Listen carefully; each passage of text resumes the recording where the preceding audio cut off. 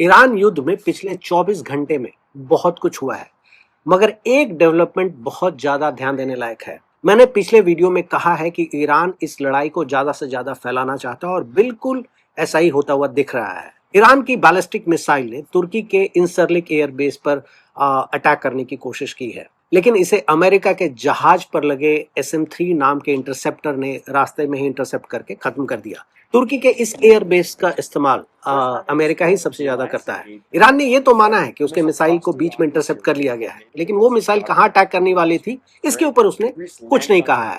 अब क्योंकि तुर्की नाटो का मेंबर है, इसलिए यहाँ नाटो का आर्टिकल 5 एक्टिवेट हो सकता है और आर्टिकल 5 के हिसाब से नाटो के किसी एक देश पर हमले को नाटो के सभी देशों के ऊपर हमला माना जाता है और ऐसे में ईरान के ऊपर अटैक होने की संभावना है। मगर ईरान ने एक बहुत ही कैलकुलेटेड रिस्क लिया है।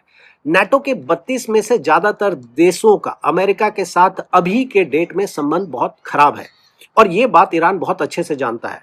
तो ऐसे में कितने देश ईरान के खिलाफ मिलकर अमेरिका का साथ देंगे, ये बहुत इंटरेस्टिंग है। और स्पेन अभी उसका एक रीसेंट एग्जांपल है जिसने अमेरिका का साथ देने से मना कर दिया। और अगर ये सब मिलकर ईरान के खिलाफ अटैक नहीं करेंगे, जिसकी संभावना बहुत ज्यादा है, तो आने वाले समय में नाटो का अस्तित्व खतरे में रहेगा। और इससे दो बात और साफ होता है। पहला कि ज्यादातर नेटो देशों का अमेरिका के साथ संबंध का खराब होना सच में बहुत सीरियस हो चुका है, और दूसरा कि ये सभी एक तरह से जाने अनजाने में इजराइल की नीति के खिलाफ हैं और इस तरह से ईरान पर आक्रमण को बिल्कुल भी सही नहीं मानते। और आने वाले टाइम में ये पूरे पॉलिटिक्स का स्ट्रक्चर बदल सकता है।